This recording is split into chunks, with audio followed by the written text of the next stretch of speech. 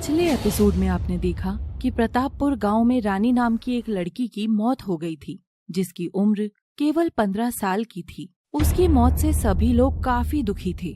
इस घटना को 2 दिन बीत गए थे और माया फिर से प्रिया की शादी की तैयारी करने में लग गई थी। तो इसी कारण माया अब अपनी बेटी को सजना संवरना भी सिखा रही है। और इसी बीच जब माँ बेटी बात कर रहे थे तो वहाँ पर प्रिया के पिताजी आ जाते हैं और उन्हें एक खबर देते हैं। तो इस एपिसोड में हम जानेंगे कि आखिर वो खबर क्या थी। तो बने रहिए हमारे साथ बाल विवाह एपिसोड 4 के अंत तक। तो दोनों माँ बेटी राजन को ऐसे देखकर परेशान हो जाती हैं। अजी क्या हुआ, इतने परेशान क्यों हैं आप? अरे मैं अभी प्रिया के ससुराल वालों के घर से होकर आ रहा हूँ। उन्होंने बोला है कि अमर की दादी की तबीयत बहुत खराब है, इसीलिए वो शादी जल्दी करवाना चाहते हैं। इतनी जल्दी तैयारियां कैसे करेंगे? मैंने पंडित से शादी की तारीख भी निकलवा ली है। बस अब हमारी बेटी को जल्दी जल्दी सब सिखा दो, ठीक है? तो इसका मतलब ये था कि प्रिया की शादी अब जल्द ही होने वाली है। तो खैर इस बात को कुछ दिन बीत जाते हैं और कुछ ही दिनों में प्रिया की शादी का दिन भी आ जाता है। लेकिन उसकी शादी के दिन एक घटना हो जाती है। घर के सभी बड़े लोग शादी की तैयारियों में लगे हुए हैं और माया भी अपनी बेटी को दूसरे कमरे में सजाने में व्यस्त है कि तभी शादी में मौजूद बच्चे बोर होने लगते हैं। अरे चलो ना, जब तक तैयारियां चल रही हैं तब तक हम लोग पकड़म पकड़ाई खेलते हैं। हाँ रवि, तुम बिल्कुल सही कहते हो, चलो। हाँ, लेकिन प्रिया खेलती तो और भी मजा आता। लेकिन कोई नहीं, वो तैयार हो रही है, तब तक हम लोग खेल लेते हैं। अच्छा ठीक है, तुम लोग भागो, मैं तुम लोगों को पकड़ता हूँ, ठीक है? हाँ हाँ ठीक है, चलो चलें किशोरी। और इसके बाद किशोरी और भाग्यश्री पूरी जगह भागने लगते हैं। वो तो बेचारे बच्चे थे, उन्हें क्या पता था कि वहाँ पर उन्हें खेल नहीं खेलना चाहिए। उस समय वहाँ पर शादी थी और शादी में माया और राजन ने खूब खर्चा किया था। पूरे घर को बहुत सारे रंग बिरंगी लाइटों और फूलों के द्वारा सजाया गया था। प्रिया और अमर की शादी का मंडप भी बहुत ही बेहतरीन दिखाई दे रहा था और सारे बच्चे उसी जगह तेज तेज दौड़कर पकड़म पकड़ाई खेल रहे थे। तो जब वे सब पकड़म पकड़ाई खेल रहे थे तो प्रिया भी खिड़की से उन्हें दौड़ते हुए देख लेती है और उसका भी खेलने का बहुत मन करता है। तो जैसे ही भाग्यश्री प्रिया को देखती है कि वो पूरी तैयार हो चुकी है तो वो उसके कमरे में चली जाती है।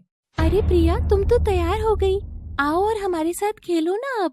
अरे भाग्यश्री, लेकिन मम्मी ने कहा है कहीं मत जाना, अगर मम्मी को पता चलेगा तो डांट पड़ेगी। अरे चलो ना प्रिया, थोड़ी देर बाद तुम चुपके से आकर यहाँ बैठ जाना, हम यहीं पर ही खेल लेंगे और जैसे ही आंटी को देखेंगे हम जल्दी से तुम्हें बता देंगे, ठीक है? ठीक है किशोरी, चलो फिर हम सब छत पर जाकर खेलते हैं।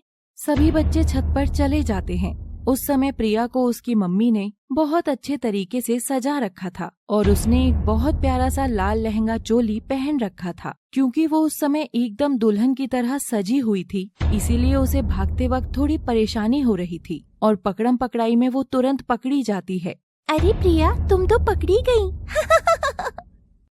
तभी माया को उन बच्चों के हंसने की आवाज आती है। वो कमरे में देखती है प्रिया वहाँ नहीं होती। वो जल्दी से छत पर जाती है। प्रिया को ऐसे देखकर वो गुस्सा हो जाती है।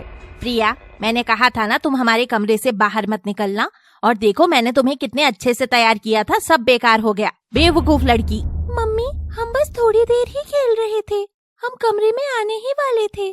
तभी माया अपनी बेटी को गले लगाती है। कोई बात नहीं बेटा, वैसे भी तुम आज ससुराल जाने वाली हो, हमें तुमसे कोई शिकायत नहीं है।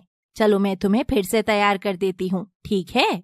तो इसके बाद माया अपनी बेटी को कमरे में ले जाती है और फिर से उसको तैयार करने लगती है, क्योंकि उसने खेलते वक्त अपना हुलिया थोड़ा बिगाड़ लिया था। उस समय सभी बच्चे प्रिया के कमरे में आ गए थे और वे लोग भी उसे तैयार होते हुए देख रहे थे।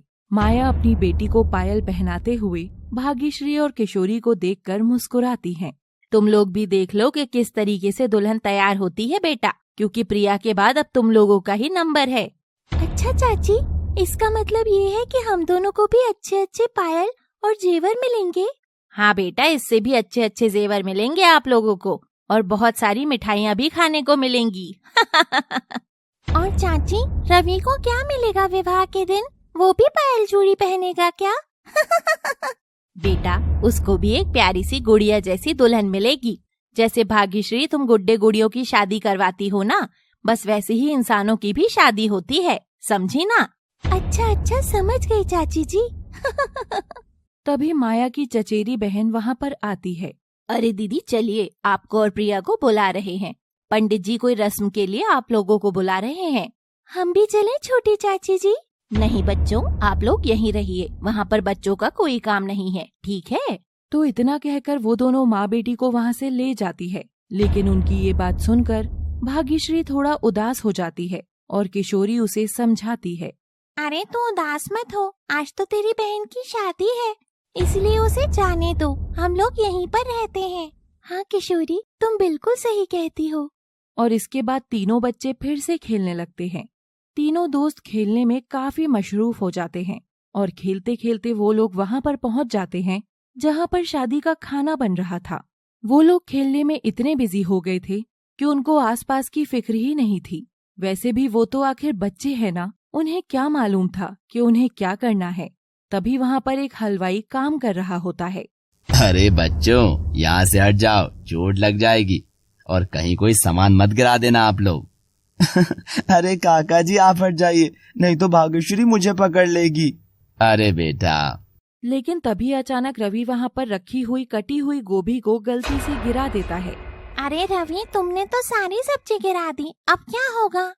और तभी वहाँ पर भानुमति आ जाती है और वो ये सब बर्बादी देखकर काफी हैरान हो जाती है, क्योंकि थोड़ी ही देर में बारात आने का समय हो गया था। बच्चों, आप लोगों से कहा गया था ना कि यहाँ पर नहीं खेलना है। हमें माफ कर दीजिए माँ। और तभी वहाँ पर कमलेश आ जाता है और सारा मामला संभाल लेता है।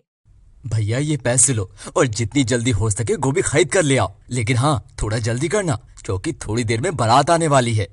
भाग्यश्री के माता पिता को तो लग रहा था कि कहीं कोई गड़बड़ी ना हो जाए, लेकिन सही समय पर वो हलवाई गोभी ले आता है और सारी तैयारियां शुरू होने लगती हैं। वहीं दूसरी ओर सभी बच्चे अपनी गलतियों के लिए माफी मांगते हैं, लेकिन भानुमति और उनके पति बच्चों को ज्यादा गुस्सा नहीं करते हैं।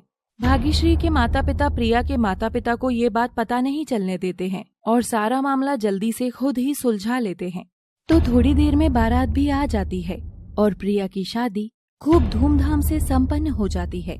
शादी में सभी लोग बहुत खुश हैं और सभी खुशी से नाच रहे थे, लेकिन अब देखना ये था कि क्या बाद में भी ये खुशी ऐसे ही कायम रहेगी या नहीं। तो ये जानेंगे हम अगले एपिसोड में। Thanks for watching.